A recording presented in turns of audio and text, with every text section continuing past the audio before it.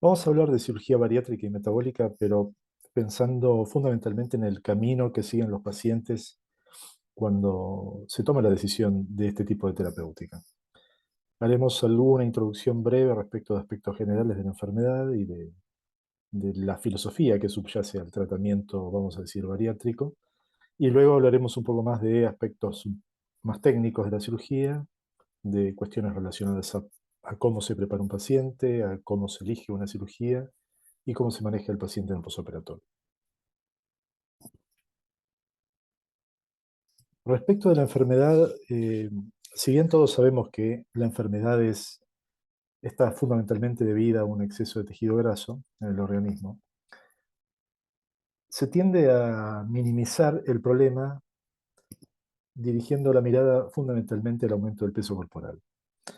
Y la realidad es que el aumento del peso corporal, si bien por supuesto que es algo muy evidente, muy fácil de notar, es uno de los signos, y apenas uno de los tantos signos y de los síntomas que aparecen en la enfermedad. Por supuesto que la expresión de la enfermedad es muy variada porque el exceso de tejido graso básicamente puede asociarse en mayor o menor medida a un impacto metabólico y dependiendo del grado de este exceso, también tendrá un impacto diferente en cuanto a las limitaciones que le impone la persona, las molestias en la vida diaria.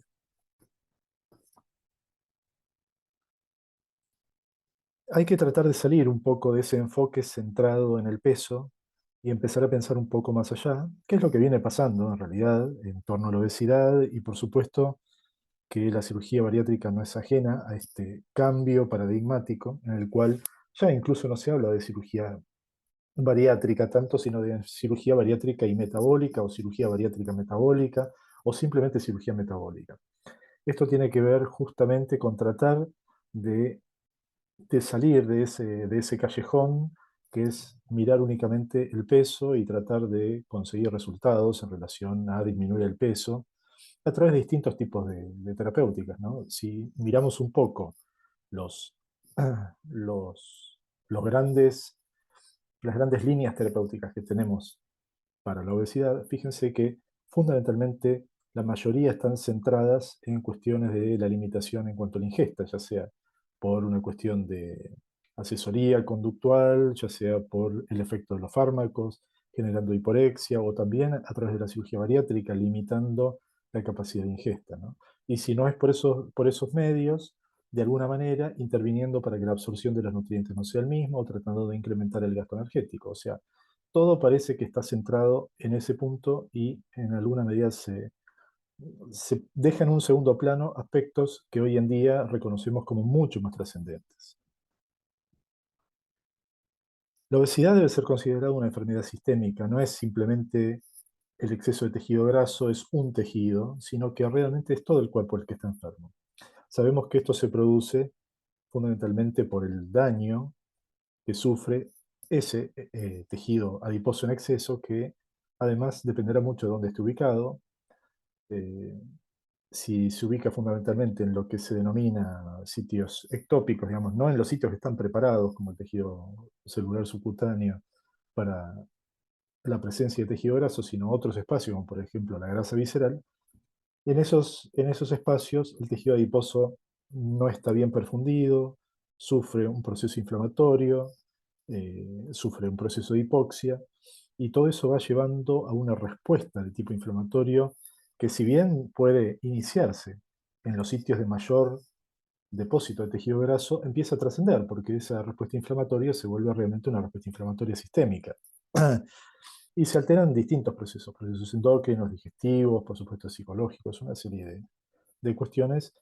ni hablar de cuando aparecen las complicaciones de la enfermedad, donde los procesos alterados son mucho más variados y más importantes, por supuesto. Si vamos, como comentario brevísimo, a los inicios de la cirugía bariátrica, hay que pensar que en realidad esto aparece a partir de las cirugías digestivas y de haber reconocido su efecto en cuanto a su rol sobre el funcionamiento digestivo, sobre su impacto desde el punto de vista nutricional. En el siglo XIX, cuando se hacían cirugías con resecciones intestinales, o un poco más adelante, donde empezaron a hacerse las resecciones gástricas, realmente se pudo notar ese efecto nutricional o ese efecto que se asociaba a una disminución de peso y ese impacto nutricional que era realmente muy importante. Y ahí es donde surgen los conceptos que todavía siguen dando vueltas, los conceptos asociados a las cirugías bariátricas de restricción y de malabsorción.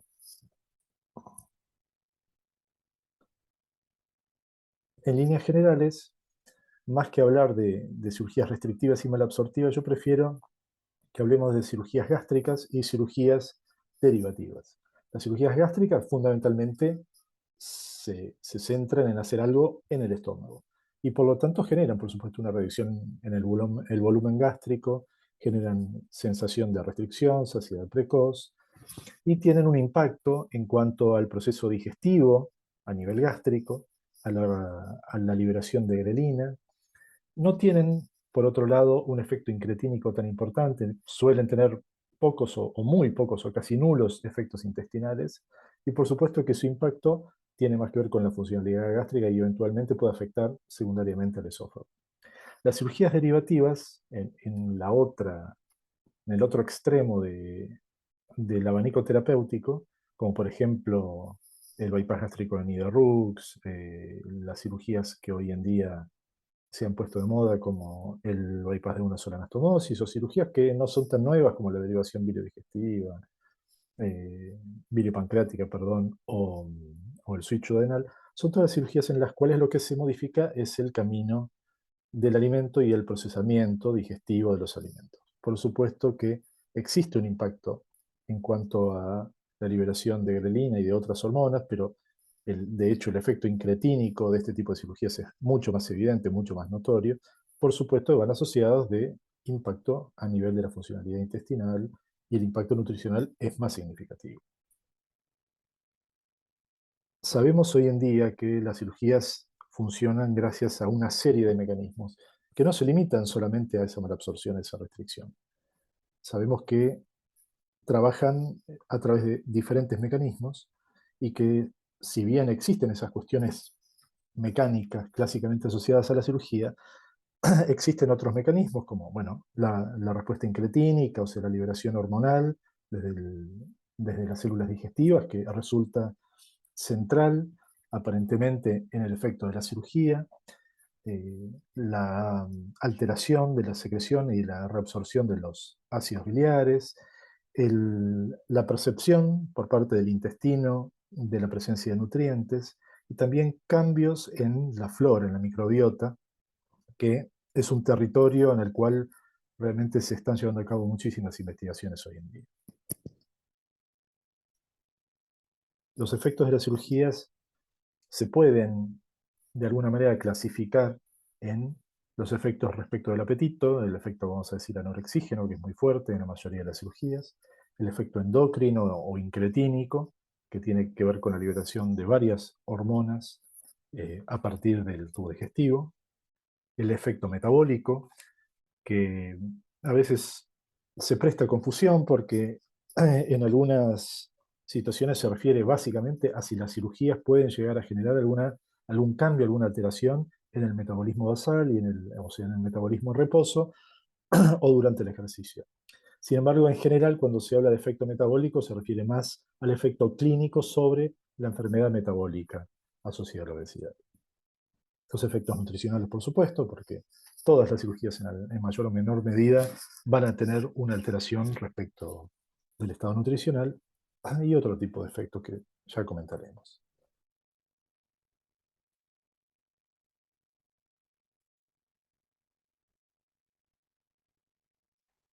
Cuando un paciente consulta por cirugía bariátrica, realmente lo puede hacer por muchísimas motivaciones o por muchísimos problemas que le aquejan. Y uno debe ser amplio en cuanto a la mirada, pero si de alguna manera dividimos las causas más comunes de consulta, lo que suele ser probablemente el motivo más común es la imposibilidad de bajar de peso. El hecho de estar luchando durante mucho tiempo ante esa barrera que le impide mejorar su calidad de vida. El otro motivo, que puede ser obviamente motivo de consulta, son lo que llamamos los síntomas de sobrecarga, los que están asociados a un exceso de peso realmente importante que genera una sobrecarga respecto de eh, la musculatura, eh, el esqueleto, digamos, las articulaciones, y por supuesto también en aspectos hemodinámicos, ¿no? Porque la sobrecarga no solamente se limita al aparato locomotor. Otra de las motivaciones bastante frecuentes, sobre todo en personas un poco más avanzadas en la edad, es el temor a la discapacidad motora. Sobre todo pensando en los años que pueden venir, ya sintiéndose de alguna manera limitados y pensando en un futuro, en la obligatoriedad de estar dependiendo de otras personas para llevar adelante su vida. Por otro lado, puede haber dentro de las consultas motivaciones de tipo, vamos a decir, familiar, por antecedentes familiares. De hecho, no son pocas las personas que, teniendo una obesidad ya crónica, aunque tal vez no tengan grandes complicaciones, comorbilidades, digamos, ¿no? asociadas, consultan porque quieren evitar lo que le ha pasado a algún familiar, porque algún familiar ha muerto de un infarto, un padre, una madre o un familiar no tan directo, o han presentado diabetes y de alguna manera saben o están en una situación ahí limítrofe y saben que probablemente el futuro les deparará sufrir este tipo de problemas, así que eso suele ser un motivo bastante común de consulta. Y si no, las enfermedades ya directamente desarrolladas en relación a la obesidad, ¿no? Lo que llamamos las comorbilidades, que podríamos también llamar complicaciones de la obesidad, como la diabetes, la enfermedad cardiovascular, la enfermedad hepática crónica, ¿no? Las enfermedades articulares, ese tipo de cuestiones. Nuevamente, y para resumir, la cirugía bariátrica hoy en día tiene una funcionalidad metabólica. No podemos separar el efecto bariátrico del metabólico. En realidad son básicamente miradas. Llamamos cirugía bariátrica aquella cirugía que evidentemente fue pensada más para la pérdida de peso, que por supuesto se encontró a lo largo de la historia, el desarrollo de esa cirugía, que mejora las comorbilidades asociadas, la calidad de vida. Y esto estuvo asociado durante muchos años a criterios en cuanto a la indicación de cirugía, las contraindicaciones que han sido consensuados por especialistas, pero que recientemente, gracias a Dios, han sido revisados y están enmarcados dentro de un marco legal. Cuando hablamos de cirugía metabólica, en realidad pensamos en el otro efecto de la cirugía, pero repito, es la forma en la que nosotros lo pensamos. Es ese efecto más dirigido a tratar una diabetes asociada a obesidad o al síndrome metabólico, que tal vez no necesita expresamente una pérdida de peso significativa. ¿Sí? Mejora las comorbilidades, también mejora la calidad de vida, pero hoy en día, lamentablemente, cuando uno piensa más en este enfoque terapéutico, en el enfoque solamente metabólico, todavía, por lo menos en nuestro país, no tiene un marco legal claro y se presta a una serie de discusiones o de complicaciones desde el punto de vista de la cobertura, desde el punto de vista administrativo. ¿Qué pacientes son los que se operan o que tienen indicación clara de cirugía? Hasta hace muy poco tiempo, y de hecho en nuestro país sigue siendo vigente, se mantenían los criterios clásicos de indicación de cirugía. O sea, aquellos pacientes con más de 40 de índice de masa corporal o más de 35 de índice de masa corporal que tuvieran alguna o más de las siguientes comorbilidades asociadas que se mencionan en la placa y ustedes las pueden ver, particularmente cuanto más grave era más contundente, digamos, la indicación de cirugía, por ejemplo, la presencia de diabetes, de apnea del sueño, de una dislipemia seria, enfermedad cardiovascular o enfermedades respiratorias importantes, el pseudotumor cerebral, la enfermedad articular crónica, degenerativa. Bueno, todos esos trastornos que se catalogan como comorbilidades son justificativos de la gravedad de la obesidad más allá del índice de masa corporal, pero por supuesto por arriba de 35 de índice de masa corporal. Estos son criterios que fueron consensuados hace muchos años y en el consenso de varias sociedades argentinas, hecho publicado en realidad en el año 2019, todavía se mantenían estos criterios que son también los que de alguna manera son reconocidos dentro del marco legal argentino. Por el otro lado, las indicaciones de cirugía metabólica son aquellos pacientes que reúnen ciertos criterios, criterios mayores que básicamente hablan de una diabetes instalada que tenga más de 2 años de evolución, en pacientes menores de 65 años y que, estando bajo tratamiento estable, presentan un inadecuado control de la enfermedad. Existen criterios menores que hablan fundamentalmente del impacto metabólico de toda esta enfermedad, la hiperinsulinemia, la enfermedad de placa carotidia, la historia familiar de eventos cardiovasculares o la enfermedad grasa del hígado asociada a las alteraciones metabólicas. Sin embargo, en el año 2022, las dos sociedades más importantes de cirugía bariátrica del mundo, las que probablemente reúnen a casi la totalidad de los cirujanos bariátricos, por lo menos los que participan de la actividad académica, que son la Sociedad Americana, la ASMBS y la Sociedad Europea, pero que tiene filiales en prácticamente todos los países, que es la IFSO, realizaron un consenso para actualizar las indicaciones de cirugía bariátrica metabólica. Esto generó un cambio muy importante que todavía está siendo adoptado paulatinamente por los distintos efectores de este tipo de tratamiento, no es algo tan sencillo, y también, obviamente, que genera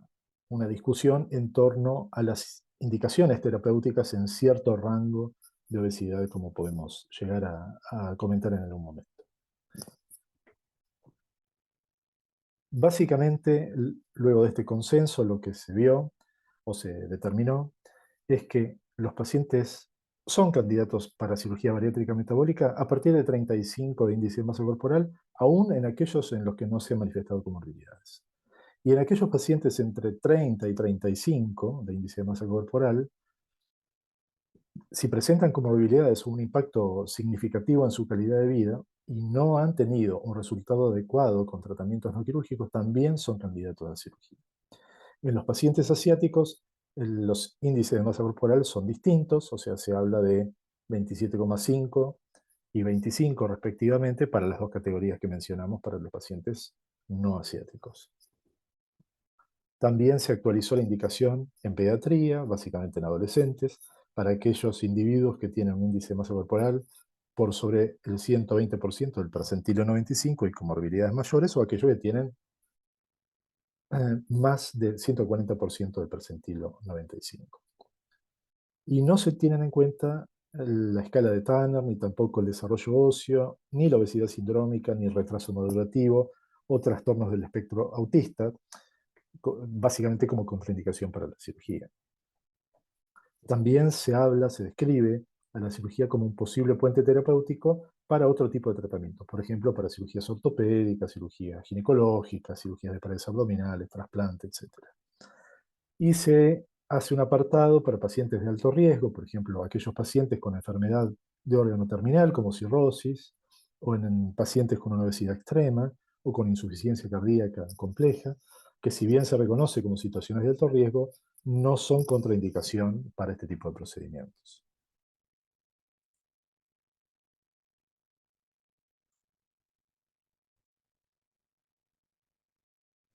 ¿Qué aspectos se tienen en cuenta cuando se evalúa un paciente para cirugía bariátrica?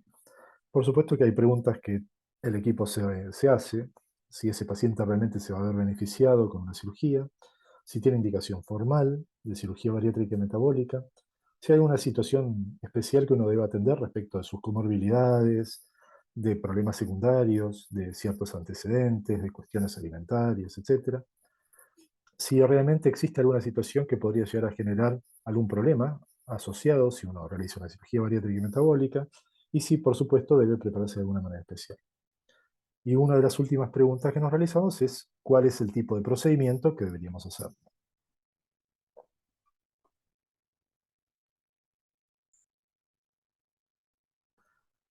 La evaluación de estos pacientes siempre debe ser multidisciplinaria. Y por supuesto que los grandes ejes de evaluación tienen que ver con aspectos clínicos, aspectos nutricionales, aspectos digestivos y aspectos referidos a la salud mental. Sin embargo, la participación de muchos especialistas en general es necesaria para evaluar todas estas cuestiones. También, como los equipos multidisciplinarios pueden tener diferentes constituciones, puede pasar que ciertos especialistas cubran un determinado rol en un equipo y otro en otro, o distintos especialistas se asocien para un mismo rol, para la evaluación y preparación, por ejemplo, del paciente en un mismo rol. Por ende, lo que se necesita es fundamentalmente una evaluación clínica, una evaluación endocrinológica en la mayoría de los casos. En muchas ocasiones se necesita interconsultar un hepatólogo, un ginecólogo, que debería ser prácticamente la regla en aquellas mujeres en edad fértil, un cardiólogo, un neumonólogo. Hay situaciones particulares que merecen una evaluación neumonológica, como claramente la sospecha de apnea del sueño. La evaluación de salud mental por parte de una psicóloga, de un psicólogo, y que eventualmente necesita una evaluación por parte de un psiquiatra. Los aspectos digestivos en general los maneja más el cirujano, que puede llegar a necesitar el asesoramiento por parte de un gastroenterólogo. Y la evaluación nutricional la pueden llevar adelante o clínicos especialistas en nutrición o licenciados o ambos, por supuesto, trabajando en conjunto. Esa evaluación clínica inicial debe centrarse, por supuesto, en aspectos de la salud general, en cuestiones relacionadas a la obesidad en sí. Por eso los clínicos deben estar adecuadamente capacitados en el manejo de este tipo de patología. Lo ideal es que tengan una capacitación en obesología. Hoy en día existen muchos programas de posgrado de muy buena calidad referidos a este tipo de capacitación. Se evalúan los antecedentes generales del paciente, los aspectos sociales, económicos, culturales que pueden llegar a tener trascendencia a la hora de cierto tipo de manejo, por ejemplo, manejo farmacológico, de la posibilidad de suplementación luego de la cirugía, de micronutrientes, cuestiones culturales que tengan que ver con el manejo general. Los ejes más importantes de la evaluación clínica tienen que ver con aspectos endocrinos, si existe enfermedad hepática, si existe afectación renal asociada a la obesidad y aspectos, por supuesto, cardiológicos y respiratorios. Debe realizarse un screening para determinar si existe una sospecha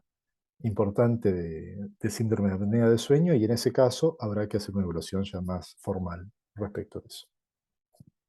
Si existe evidencia de enfermedad coronaria, de hipotiroidismo y que tal vez no ha sido atendido al momento de la consulta, si existen antecedentes de tabaquismo o si hay tabaquismo activo, se evalúa en general el riesgo de un paciente, cuál es su arsenal terapéutico y cómo se puede optimizar y, por supuesto, si existen situaciones especiales, no sé, por ejemplo,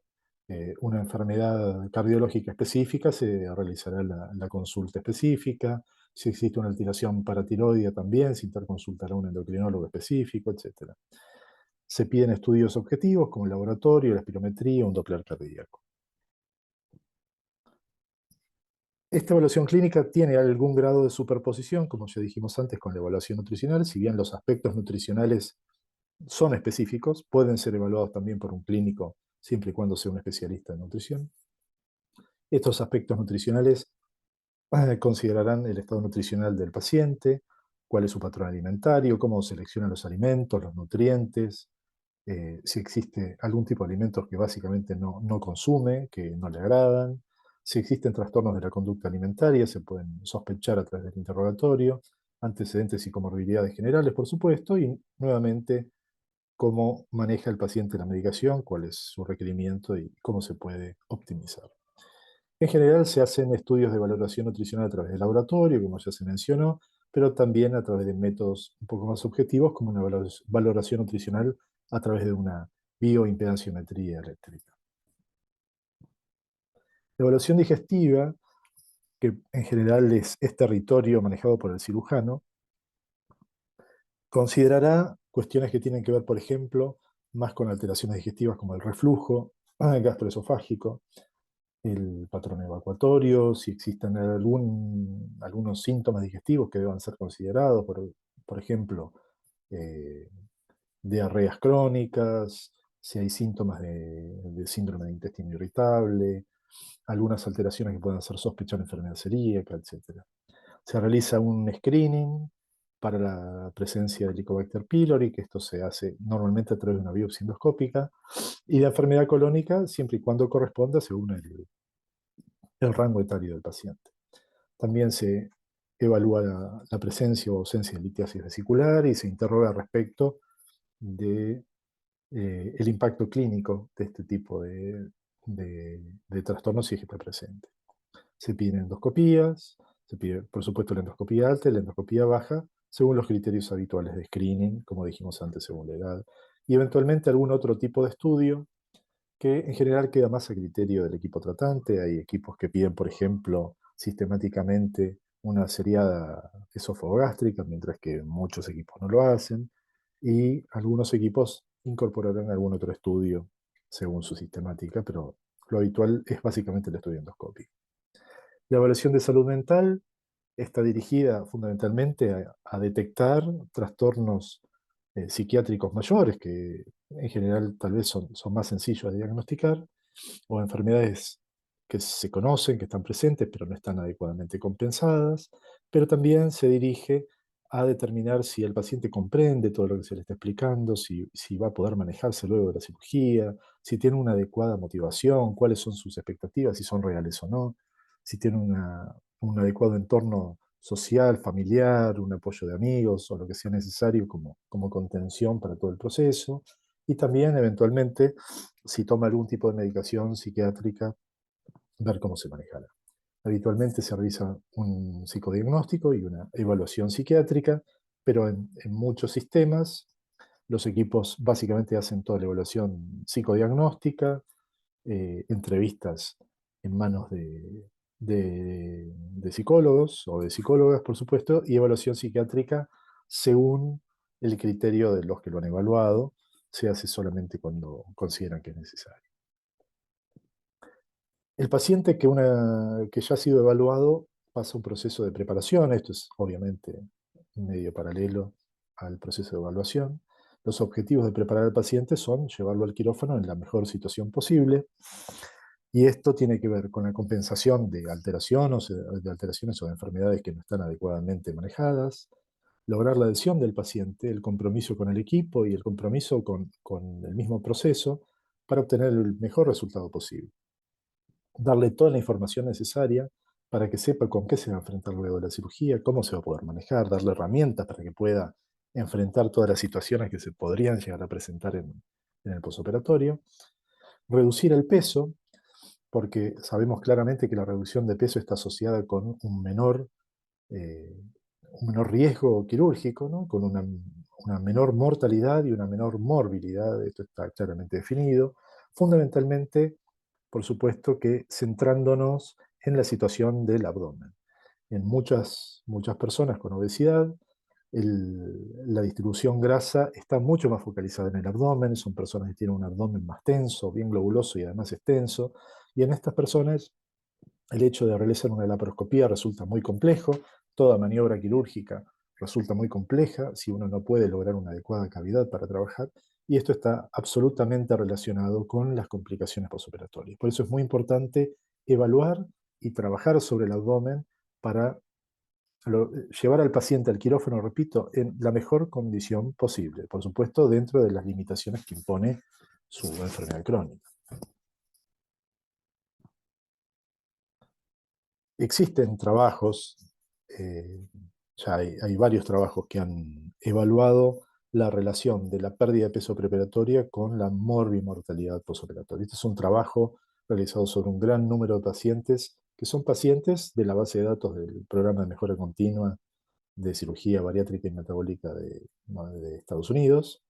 el MBSAQIP, que en este caso lo que está evidenciando la información que vemos nosotros en esta placa es que la, el índice de masa corporal está directamente asociado con el riesgo de mortalidad. Fíjense que en aquellas personas que tienen un índice de masa corporal entre 35 y 40, tienen una mortalidad esperable menor al 0,1%. Mientras que la probabilidad de mortalidad para pacientes con 40 a 45 de índice de masa corporal es un 37% mayor. Si es del 45 al 50, ya es del 120% mayor.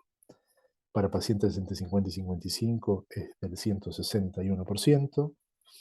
Y para pacientes con más de 55 de índice de masa corporal, ese riesgo se incrementa en un 400%. Por el otro lado, si se evalúa el descenso de peso preoperatorio, lo que podemos ver en la tabla que está por debajo es que a mayor porcentaje de descenso de peso preoperatorio, menor es el riesgo de mortalidad.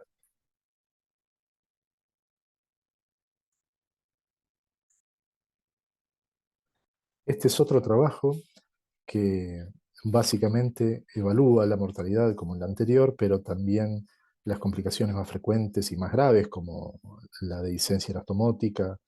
y el sangrado y las complicaciones serias. Y también está relacionado sobre un gran número de pacientes del programa de mejora continua norteamericano. Y lo que podemos ver fundamentalmente es que la dehiscencia, por ejemplo, está directamente relacionada con el peso preoperatorio. En realidad es una relación inversa respecto del descenso de peso preoperatorio. Aquellos pacientes con más del 10% de descenso de peso previo tienen un 32% menos de riesgo comparado con los pacientes que no han descendido. El sangrado no tiene grandes variaciones y la mortalidad, al igual que como vimos antes, también. El riesgo de mortalidad disminuye a medida que aumenta el descenso de peso preoperatorio. Y hoy en día tenemos bastantes recursos, bastantes más de los que había antes para preparar a los pacientes. Incluso hace años, cuando probablemente la experiencia era inicial en la mayoría de los grupos, al menos en nuestro país, los pacientes no se preparaban adecuadamente. El descenso de peso era bastante variable, no todos los equipos consideraban que el descenso de peso era mandatorio, ni tampoco había tantas evidencias de que tuviera un impacto tan importante en la mortalidad. Pero en los últimos años esto se ha hecho evidente y es una de las conductas absolutamente consensuadas por los especialistas. El descenso de peso preoperatorio puede servir, por un lado, para considerar aspectos conductuales de la persona, ¿no? Aspectos que tienen que ver con la adherencia, con el compromiso, con la convicción del proceso, pero la realidad es que son muy pocos los pacientes que tienen algún problema en este aspecto y que por supuesto deben ser detectados, porque hay que trabajar en aspectos conductuales, en ver realmente cuáles son sus motivaciones, en ver cómo se van a manejar después de la cirugía. Sin embargo, la mayoría de los pacientes que no pueden bajar bien de peso antes de la cirugía lo hacen porque tienen una enfermedad metabólica, una obesidad realmente muy severa. Pero hoy en día, como les decía, tenemos más elementos de los que había antes para poder ayudar a preparar a estos pacientes.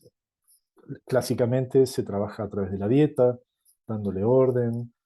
modificando la frecuencia, la cantidad, la calidad de los alimentos. Existe la dieta líquida preoperatoria, que la mayoría de los equipos asumen en este aspecto una conducta bastante parecida. Es bastante difícil imponer algún tipo de actividad física en los pacientes, porque muchos están limitados, sin embargo los que lo pueden hacer se los motiva para hacerlo, pero también contamos con con fármacos como los análogos de GLP-1 que realmente hoy en día han tenido una gran difusión, son bastante accesibles en cuanto a la disponibilidad, no en cuanto a su precio, porque sabemos que al menos en nuestro país el precio realmente es muy elevado, pero son muy efectivos para lograr un descenso de peso en aquellos pacientes que tienen realmente serias dificultades para hacerlo antes de la cirugía. ¿Cómo seleccionamos el tipo de cirugía que vamos a relacionar? Realmente son muchas las variables aquí, puede haber ciertas discrepancias en cuanto a los criterios que manejan diferentes equipos. De alguna manera, como ustedes ven en la placa, son muchos los aspectos que uno tiene que tener en mente o que se consideran a la hora de indicar una cirugía y que el peso de cada uno de estos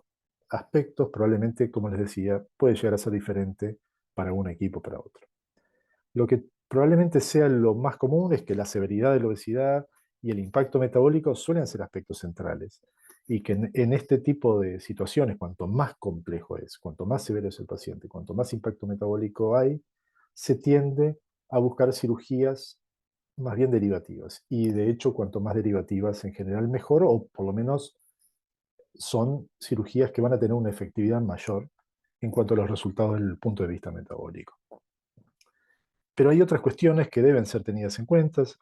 por ejemplo, la presencia de diarrea crónica, el reflujo gastroesofágico, que es una contraindicación prácticamente para la realización de gastrectomía en manga,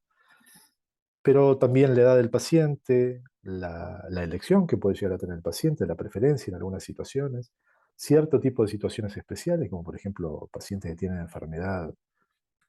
seria a nivel hepático, cardíaco o renal, etcétera, la posibilidad de suplementarse en el postoperatorio, todas estas son cuestiones que realmente hay que poner en la balanza para elegir el procedimiento más adecuado para cada paciente. Vamos a hablar de algunas cirugías de las más comunes, empezando por una que la realidad es que ya no se hace más. La colocación de banda gástrica ajustable por vía laparoscópica se hizo durante muchos años, fue probablemente la experiencia que la mayoría de los equipos realizó en un primer momento, y es una cirugía que fundamentalmente trabaja generando cierto tipo de obstrucción al pasaje de la comida de la parte alta del estómago a la parte más baja. No es una cirugía que tenga una gran complejidad técnica, eso lo hace favorable, tiene una morbilidad realmente baja, los pacientes se van de alta pronto, pero a largo plazo sí se asocia con muchas complicaciones y de hecho muchos pacientes terminan necesitando la extracción o la reubicación de la banda o la conversión a otro tipo de cirugía bariátrica metabólica. No tiene un gran efecto metabólico, de hecho su efecto fundamentalmente es muy parecido a realizar una dieta. No tienen grandes alteraciones nutricionales, a menos que generen mucho problema obstructivo y vómitos asociados. No tiene un gran efecto en el oxígeno, tiene muy poco efecto incretínico. De hecho, por ejemplo, lo que se ve es un aumento de la adrenalina, como en aquellas personas que realizan una dieta crónica. Y sí es cierto que aparecen, como les decía, a largo plazo cierto tipo de complicaciones relacionados a ese proceso obstructivo que genera, como por ejemplo la dilatación esofágica, los vómitos crónicos, el hábito de rumiación por la regurgitación crónica, la ansiedad, el hecho de estar realmente pendiente del proceso, con lo cual, si bien es un método de cierta sencillez, su efectividad realmente es muy baja, con lo cual, como les decía, es una cirugía que hoy en día francamente no se hace. Pero hay muchos pacientes que todavía están dando vueltas con una banda colocada y que necesitan ser atendidos. Lo que es importante es saber que estas bandas son potencialmente ajustables y desajustables, con lo cual uno de alguna manera puede regular este tipo de impacto y los síntomas secundarios asociados a la colocación de este tipo de dispositivo. Otra cirugía que vamos a mencionar y describir es la gastrectomía en manga, la llamada también sleeve, del inglés sleeve gastrectomy, que es una cirugía en la cual se corta longitudinalmente el estómago, con lo cual el estómago queda con un aspecto tubular. Ese corte se realiza en torno a una sonda, con lo cual el calibre que tiene el estómago es un calibre que está predeterminado, que genera realmente una muy importante restricción por una gran reducción del volumen gástrico y una complejidad técnica mediana. Es fundamentalmente una cirugía gástrica y una buena opción cuando, por ejemplo, el abdomen en otros lugares se asocia con muchas adherencias, tal vez de cirugías previas o por otro tipo de procesos que realmente haría muy dificultoso una cirugía derivativa, ¿no? En la cual uno tenga que intervenir también sobre el intestino. Tiene una morbilidad relativamente baja en cuanto a las complicaciones inmediatas, la verdad que son bastante poco frecuentes. Yo diría que hoy en día, con la experiencia, menos del 3% de los pacientes pueden tener alguna complicación precoz relativamente importante, pero es cierto que dentro de ellas la fístula en una manga gástrica puede llegar a ser, si bien hoy en día es infrecuente, en los equipos experimentados, puede llegar a ser una complicación bastante seria y de difícil manejo y que lleva bastante tiempo para su resolución. Uno de los aspectos probablemente negativos más significativos de esta cirugía es la aparición de reflujo gastroesofágico y el desarrollo de hernias hiatales, o sea, el deslizamiento de este tubo gástrico hacia el tórax a través del hiato, que se da en una prevalencia bastante alta, al menos si uno no hace una estricta selección de los pacientes, puede llegar a presentarse en cerca del 30 al 40% de los casos.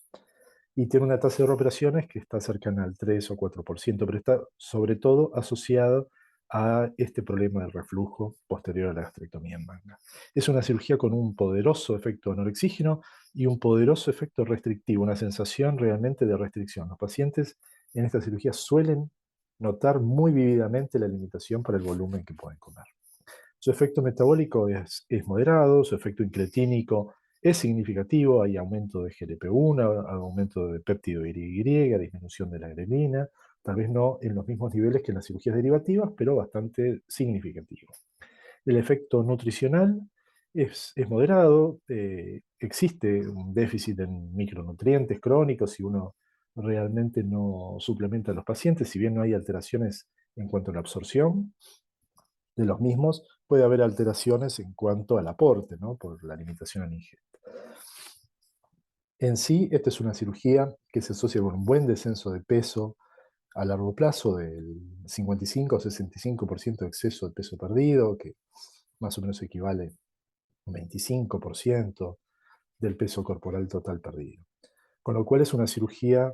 realmente atractiva por su relativa sencillez, pero hay que recordar que sobre todo la morbilidad referida al reflujo es una de las cuestiones probablemente más limitantes.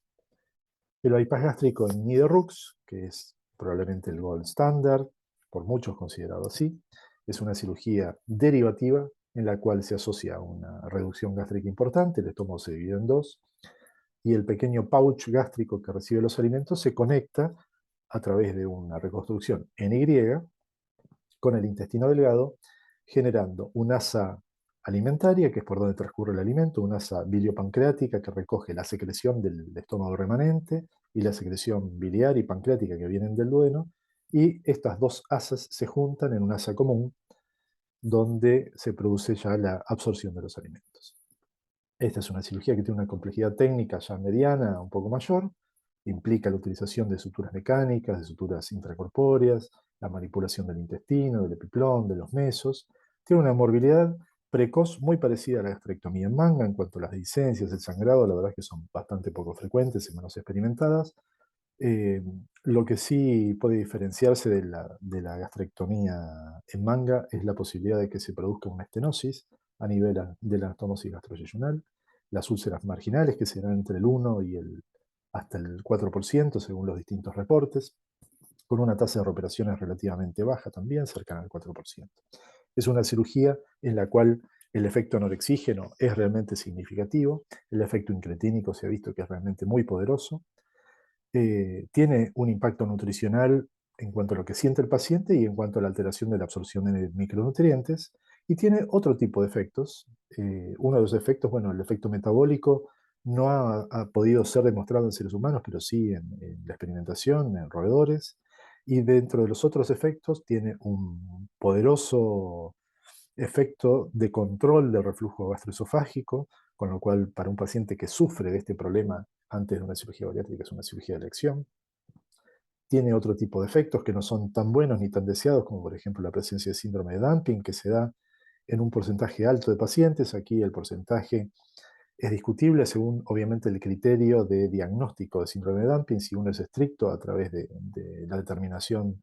del score específico, probablemente el dumping se presente en más del 40%, pero clínicamente es significativo en cerca del 15% de los pacientes. Existe una posibilidad muy baja de insuficiencia pancreática exócrina, pero si se presenta eso es un dolor de cabeza, necesita la suplementación o el reemplazo de enzimas pancreáticas de por vida, lo cual es algo bastante costoso. Se asocia también con algunas alteraciones digestivas más inespecíficas, con el sobrecrecimiento bacteriano también, con complicaciones oclusivas del intestino delgado a largo plazo, en general asociadas a la presencia de hernias internas, y si bien su descenso de peso a largo plazo es muy bueno, del 65 al 70% de exceso de peso perdido, en cuanto a esas complicaciones, sobre todo las complicaciones intestinales, las oclusiones, las úlceras, sobrecrecimiento bacteriano y las que hemos mencionado, probablemente reducen un poco su performance general. Hoy en día, una de las cirugías que se realiza cada vez más es una variante del bypass gástrico, es el llamado bypass gástrico de una sola anastomosis, también denominado mini gastric bypass por algunos equipos quirúrgicos, dependiendo de dónde realizan la cirugía, que si bien entre estos dos nombres que hemos mencionado puede llegar a haber algunas variantes técnicas, la realidad es que conceptualmente es la misma cirugía. En esta cirugía se divide el estómago, al igual que en el bypass gástrico que mencionamos antes, pero se deja un pouch mucho más largo. Esto fundamentalmente tiene importancia para la prevención del reflujo gastroesofágico. Y lo que se hace es una comunicación con el intestino delgado sin seccionarlo, ¿sí? O sea, lo que los cirujanos denominamos una anastomosis en omega, ¿no? El intestino delgado se mide en su totalidad y se divide una parte previa a la anastomosis, que es toda el asa biliopancreática, que no participa en la absorción de nutrientes, y otra parte que será el asa distal, el asa que podríamos llamar común o el asa absortiva. Y si bien hay cierta discrepancia entre cirujanos, existen ciertos criterios que son relativamente comunes y que se refieren a la necesidad de conservar un asa común o un asa distal a la anastomosis de cierta longitud, algunos hablan de 2,5 metros, otros hablan de 3 metros, necesarios para evitar las complicaciones nutricionales más severas. Esta es una cirugía en la cual existe cierto grado de restricción, pero existe una muy importante alteración en la absorción de los nutrientes. Por lo tanto, es una cirugía desde el punto de vista metabólico, incluso desde el punto de vista del descenso de peso, muy efectiva, pero tiene algún tipo de complicaciones que vale la pena mencionar y que son mayores que otro tipo de cirugías. La complejidad técnica es mediana, de hecho podríamos decir que es muy parecida al bypass, hasta probablemente sea un poco más sencillo porque no es necesario hacer la anastomosis intestinal de la IDE-RUX. Eh, su morbilidad es muy parecida al bypass en IDE-RUX. Las úlceras marginales parecen ser un poco más frecuentes, probablemente esto tenga relación con el hecho de dejar un pouch gástrico un poco más largo. Eh, la tasa de recuperaciones es un poco mayor porque existen algunos problemas como ahora vamos a mencionar que pueden requerir una reintervención. Es una cirugía en la cual el efecto anorexígeno es muy importante, el efecto incretínico es incluso un poco más importante que en el bypass gástrico en Idarux, o al menos en aspectos cuantitativos, no tanto cualitativos. El efecto metabólico es importante. Nuevamente, en roedores el efecto metabólico se ha demostrado, no así en seres humanos. El impacto nutricional es realmente muy importante, con un gran impacto en la absorción de los nutrientes, con una mala absorción de varios micronutrientes y eventualmente algunos macronutrientes también, con lo cual hay que tener muy bien controlados a los pacientes. Es una cirugía que ha demostrado ser buena para el reflujo, sin embargo hay un pequeño porcentaje de pacientes que presentan reflujo biliar al estómago y ese reflujo biliar eventualmente puede ascender al esófago, con lo cual es bastante difícil de manejar y es una de las causas por las cuales los pacientes pueden requerir una reintervención. Eh, También se presenta el síndrome de dumping, también se presenta la insuficiencia pancreática exócrina, probablemente un poco más frecuente que en el bypass gástrico en IDE-RUX, mismos trastornos digestivos, sobrecrecimiento bacteriano, no así problemas oclusivos relacionados con hernias internas que están más asociados con la construcción de la IDE-RUX que con este tipo de cirugía. Es una cirugía en la cual la pérdida de peso es muy buena a largo plazo, el 70 al 75% del exceso de peso perdido, pero por estas complicaciones, sobre todo las nutricionales y eventualmente el reflujo biliar, la performance baja un poco y es hoy en día un punto en discusión si esta es una mejor cirugía que el bypass gástrico en IDE-RUX. Si bien es cierto que los resultados metabólicos pueden ser más interesantes, la pérdida de peso a largo plazo es bastante parecida, sobre todo cuando se modifican en el bypass gástrico en IDE-RUX las longitudes de las asas, haciendo que los resultados realmente sean bastante comparables. Y existen otro tipo de cirugías que eh, podríamos decir que tal vez son nichos de desarrollo, si bien conceptualmente son muy parecidas al bypass gástrico de una sola anastomosis, o al menos conceptualmente, ciertos cirujanos las defienden con mayor o menor interés, y en general todas están centradas. Si ustedes ven las imágenes de las tres cirugías, van a notar que todas estas cirugías, que son cirugías derivativas, asocian una cirugía gástrica, o sea, una gastrectomía en manga, probablemente un poquito más ancha, y un cambio en el recorrido de los alimentos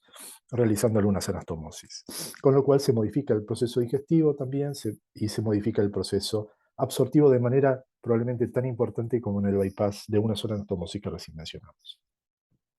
Una de las cirugías es el switch duodenal, que es una cirugía realizada hace mucho tiempo. Lo que tiene es que existe cierta complejidad en la anastomosis entre el duodeno pospilórico y el intestino delgado.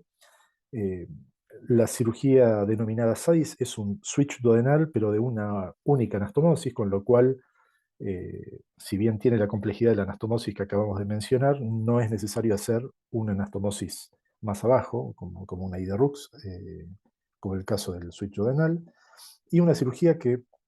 está haciéndose escuchar cada vez más, que es la bipartición intestinal, defendida por algunos cirujanos, que fundamentalmente constituye la realización de una manga gástrica y la unión de un sector del ilion al antro gástrico, que eso puede ser seccionando el intestino y realizando una Y de Rux bien baja, o lo que se llama una bipartición intestinal en loop con una sola anastomosis, que, repito, todas estas cirugías tienen conceptualmente el mecanismo de trabajo de las cirugías derivativas con alteración en la digestión y en la absorción, y por lo tanto son cirugías metabólicamente de un gran impacto. Los resultados de la cirugía bariátrica a largo plazo son bastante difíciles de conseguir. Realmente hay pocos trabajos que hablan de resultados a muy largo plazo de las cirugías. El trabajo más representativo es el trabajo realizado sobre pacientes suecos por Sjöström y colaboradores, que evaluaron en un estudio poblacional la evolución a largo plazo de pacientes con indicación de cirugía bariátrica que no fueron operados y pacientes que fueron operados con tres tipos de cirugía: con bypass gástrico en Rux, con gastrectomía vertical con banda o con banding gástrico. Y lo que básicamente vieron es las diferencias a largo plazo respecto de la pérdida de peso, y una tendencia que prácticamente es común a todas las cirugías, de un descenso de peso muy importante durante los 2 primeros años y una tendencia a la recuperación un poco más adelante, que suele estabilizarse a largo plazo. En esta misma revisión, lo que se evaluaron fueron las tasas de remisión de diabetes, por ejemplo, a los 12 y a los 10 años, la remisión en los pacientes operados a los 2 años supera el 70%, mientras que cae un poco a los 10 años, de hecho es un poco aproximadamente del 36% del porcentaje de pacientes en remisión a los 10 años de cirugía. Y por el otro lado, la posibilidad de prevenir la diabetes. Si uno compara los pacientes control con los pacientes operados, es muy importante la prevalencia de diabetes a 2 años y a 10 años, como podemos ver en el gráfico de la derecha. También se ha visto el importante efecto en la prevalencia de complicaciones cardiovasculares, de eventos cardiovasculares fatales y de aquellos eventos totales no fatales. Es más importante el impacto, la diferencia entre pacientes control y pacientes operados a largo plazo en cuanto a los eventos fatales. Y también se ha visto su impacto en la prevalencia o en la aparición de tumores, particularmente en mujeres. En los varones esto no es tan significativo, pero en las mujeres realmente la aparición de ciertos cánceres, los específicamente ginecológicos, mama, útero, ovario, son cánceres que están muy asociados a la obesidad y por ende su prevalencia cambia notoriamente en aquellos pacientes que han sido operados. Y en cuanto al impacto general en términos de mortalidad, lo que pudieron ver en un seguimiento a largo plazo en este grupo de pacientes es que prácticamente la cirugía logra una disminución cercana al 30% de mortalidad a largo plazo.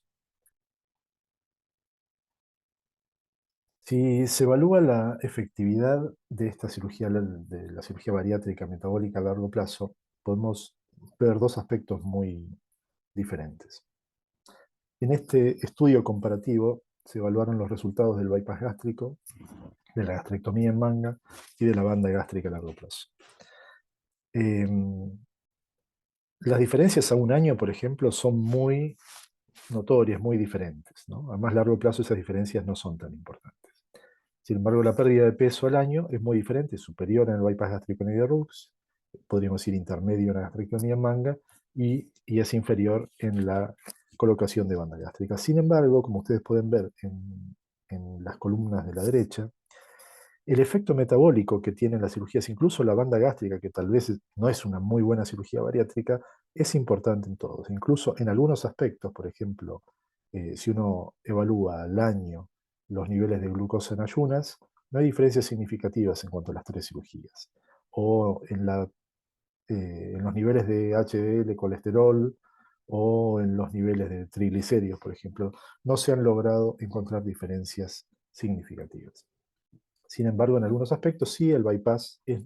significativamente mejor que las otras dos cirugías, como por ejemplo en la reducción del número de medicaciones, en los niveles globales de colesterol o en la disminución del colesterol LDL. Esto quiere decir que probablemente el efecto bariátrico en algunas situaciones no es tan importante, pero el efecto metabólico sí lo es. Y si consideramos esto, el efecto metabólico, y comparamos los distintos tipos de procedimientos, podemos ver en todos los gráficos de arriba la tendencia de la hemoglobina glicosilada en pacientes con distintos tipos de procedimiento y en todos los gráficos de abajo los niveles de glucosa en ayunas. En todas las cirugías, si bien existen diferencias en cuanto a la efectividad de la cirugía, por lo que lo podemos ver en los niveles, por ejemplo, de reducción de la hemoglobina glicosilada, no tanto así de la glucosa en ayunas, vemos siempre que existe una tendencia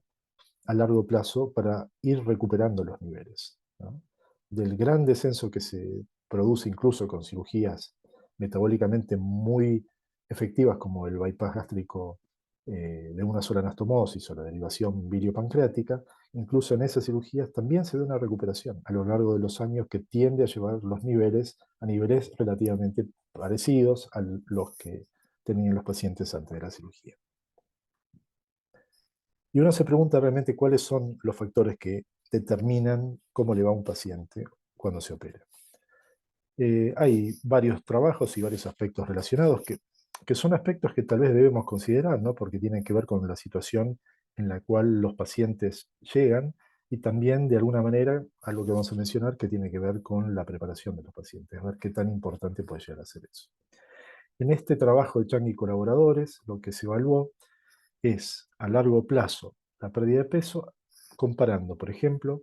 a aquellos pacientes hipertensos con no hipertensos, aquellos pacientes con depresión o sin depresión, aquellos pacientes con o sin diabetes y aquellos pacientes que fueron sometidos a distintos tipos de cirugía, por ejemplo, en este caso, comparando bypass con sleep. Y lo que se vio es que las diferencias a largo plazo fueron significativas, por ejemplo, en pacientes hipertensos, en cuanto a la pérdida de peso, y también respecto de los tipos de cirugías relacionadas. No en cuanto a la presencia o no de depresión, y tampoco, si bien hubo una tendencia eh, a separarse las curvas, en la presencia o no de diabetes, a largo plazo. Estamos hablando de los 5 años. Una de las preguntas que todos nosotros nos hacemos es qué tan importante es la preparación de los pacientes antes de la cirugía, la pérdida de peso previa a la cirugía como predictor del resultado a largo plazo. Esto ha sido bastante cuestionado, hay resultados contradictorios. En este trabajo de Reiber y colaboradores del año 2020, lo que se evaluó fue aquellos pacientes que denominaron grupo A, que tuvieron un descenso de peso previo a la cirugía, comparado con aquellos que no tuvieron un descenso de peso, incluso que hasta aumentaron de peso antes de la cirugía, que es el grupo B. Si ustedes comparan los dos grupos de pacientes, son básicamente parecidos, pero llamativamente en aquellos pacientes del grupo A, los que pudieron bajar de peso o efectivamente lo hicieron antes de la cirugía, había una prevalencia mayor de comorbilidades metabólicas y una prevalencia mayor de hipertensión. Los resultados a largo plazo, a 3 años en realidad de la cirugía, fueron notoriamente distintos. Aquellos pacientes que lograron bajar de peso tuvieron una pérdida de peso promedio superior al 30% del peso total. Y aquellos pacientes que no bajaron o incluso subieron, tuvieron claramente un resultado peor luego de la cirugía a 1, 2 y 3 años, como podemos ver en los gráficos. Sin embargo, esto no es lo mismo que han visto otros investigadores. En un estudio inglés de Tang y colaboradores del año 2018, lo que se evaluó es qué ocurría con pacientes eh, que realizaban una dieta previa a la cirugía, que recibían también análogos de GLP-1, lo cual es algo que nos interesa mucho saber, si realmente el hecho de estar dándoles análogos de GLP-1 modifica de alguna manera el resultado a largo plazo, y con distintos tipos de cirugía. Si bien es un grupo relativamente pequeño de pacientes, porque son 45 pacientes estudiados, se evaluó la relación entre el descenso de peso con dieta, con GLP-1 previo y el descenso de peso total a largo plazo y el descenso de peso postoperatorio con distintas cirugías. Lo que encontraron es que existió una correlación, por ejemplo, entre el descenso de peso con GLP-1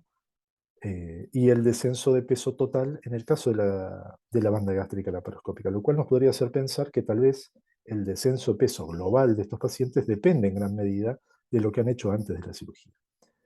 Por el otro lado, esto no fue significativo en los pacientes en bypass gástrico en Niederrux, lo cual no sabemos si es una cuestión de poco poder de la muestra o si realmente efectivamente es así. Cuando ellos separaron la pérdida de peso, lo dividieron en la pérdida de peso asociada a la dieta preoperatorio, la pérdida de peso atribuible al tratamiento con GLP-1 y la pérdida de peso atribuible a la cirugía, o sea, lo posterior, lo que se agrega luego del tratamiento y el descenso de peso previo a la cirugía, lo que encontraron fundamentalmente es que en la población general, la pérdida de peso atribuible exclusivamente a la cirugía es menor cuanto mayor es la pérdida de peso antes de la cirugía, lo cual parece un poco contradictorio, pero esto fue evidente tanto en la banda gástrica como en el bypass gástrico en algunos pacientes con gastrectomía en manga, que están incluidos en este segundo grupo. Eh, ¿Y de qué manera se puede explicar esto? Probablemente, tal vez la explicación tenga que ver con el hecho de pensar que un paciente tiene una cierta posibilidad de bajar de peso y que es la distribución del descenso de peso podrá ser distinta según los tratamientos que reciba y la efectividad de esos tratamientos. Pero que si un paciente tiene una posibilidad de bajar X cantidad de kilos y baja la mitad de esos kilos antes de la cirugía, lo que le queda por bajar es menos luego de la cirugía, ¿no? Tal vez esa es una forma de explicar o de interpretar este tipo de estudio. En otro estudio bastante parecido, en el cual se analizó la,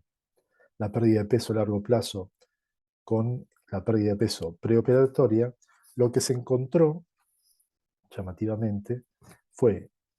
o llamativamente, o en coherencia con el estudio anterior,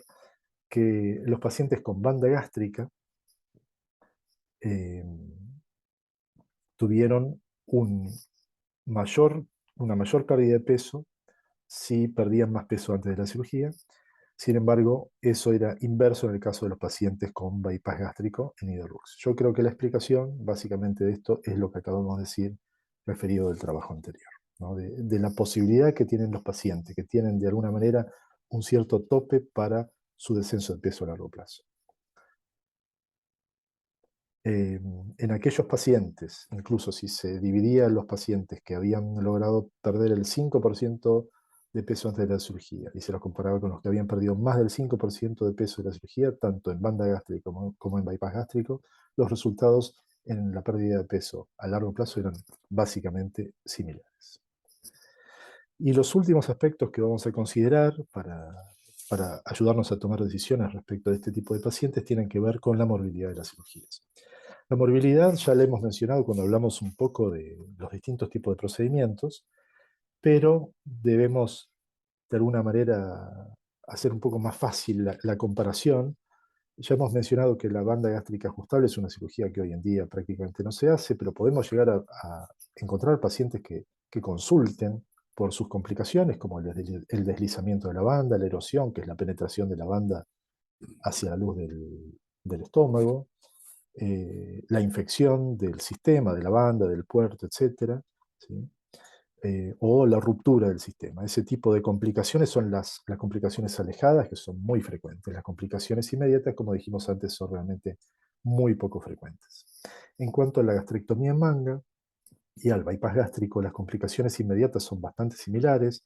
El riesgo de sangrado, el riesgo de fístula, el riesgo de trombosis venosa profunda o de embolia pulmonar. Y a largo plazo acá se diferencian. La gastrectomía en manga fundamentalmente tiene como su talón de Aquiles el reflujo gastroesofágico, la posibilidad de vómitos. No es tan probable la presencia del síndrome de dumping, pero sí es más probable la reganancia de peso a largo plazo y raramente la fístula crónica. Esto es algo difícil de manejar, pero que en algunas situaciones excepcionales se presenta. Mientras que en el bypass gástrico Niederrux es muy prevalente el síndrome de dumping, las deficiencias nutricionales son un poco más significativas, las complicaciones oclusivas del intestino, las complicaciones funcionales como el sobrecrecimiento bacteriano y raramente otro tipo de complicaciones a largo plazo. En este trabajo multicéntrico, donde 470 cirujanos de muchos centros, de 179 centros y de varios países enviaron la información de sus pacientes, lo que se encontró es que comparado con la gastrectomía en manga, en líneas generales, cuando no se ajustan por distintos tipos de variables, ¿no? Antes de equiparar las poblaciones, los pacientes con bypass de una sola anastomosis, si bien tienen más morbilidad, esa diferencia no es estadísticamente significativa, y sí se encontró que la morbilidad era significativamente mayor con el bypass gástrico en IDERUX. Sin embargo, cuando los grupos de pacientes se machean, lo que se encontró es que las complicaciones básicamente eran similares. Como podemos ver en esta tabla comparativa, las diferencias de complicaciones que han sido divididas en los grados de Dindoclavien, que es la sigla CD. Las complicaciones 0, 1 y 2 son complicaciones leves, las complicaciones 3 a 4 son complicaciones moderadas que requieren algún tipo de intervención, la complicación 5 es la muerte. Como ustedes pueden ver, la distribución de la gravedad de las complicaciones no es estadísticamente diferente comparando la gastrectomía en manga con el bypass de una sola anastomosis, ni tampoco comparando la manga con el bypass gástrico en IDERUX, y tampoco comparando el bypass de una anastomosis con el bypass gástrico en IDERUX. En este otro trabajo, que es un protocolo aleatorizado que comparó el bypass gástrico en IDERUX con el bypass gástrico de una sola anastomosis, es un trabajo muy conocido, francés, multicéntrico, el protocolo I-Omega, lo que halló fue una morbilidad significativamente más prevalente en los pacientes con bypass gástrico de una sola anastomosis, en los cuales la prevalencia de úlcera marginal, si bien fue menor, pero presentaron más eventos de reflujo, más trastornos digestivos como diarrea o trastornos periorificiales, más litiasis renal, más eventualmente peritonitis, hernias incisionales y la necesidad de una cirugía de revisión. Entonces, finalmente, y ya para ir cerrando esta charla, ¿de qué dependen los resultados? Primariamente dependen del objetivo, como hemos visto, la pérdida de peso va por un lado, el impacto metabólico de la cirugía va por otro lado, si bien están relacionados, pero eventualmente hay cirugías que tal vez no tienen un impacto bariátrico tan importante y sí tienen un impacto metabólico. Así que la cirugía obviamente es uno de los factores de los cuales dependen los resultados. De la situación del enfermo relativamente, de la conducta del enfermo tenemos nuestras dudas. El descenso de peso preoperatorio, como hemos visto, hay resultados contradictorios. Así que probablemente existan factores genéticos, esos factores que probablemente ponen o imponen cierto límite para el descenso de peso de los pacientes, cuestiones que tienen que ver con el seguimiento, con cuestiones conductuales, con el asesoramiento, seguramente tienen algún tipo de influencia en cuanto a resultados a largo plazo. El manejo, la idoneidad del equipo, probablemente ese tipo de intervención tenga algún tipo de influencia, y como hemos dicho antes, la preparación de los pacientes, si bien en cuanto al resultado alejado, a la pérdida de peso alejado, es bastante discutible, sabemos que es muy importante en cuanto a los resultados postoperatorios inmediatos, a la morbilidad y a la mortalidad asociada al procedimiento.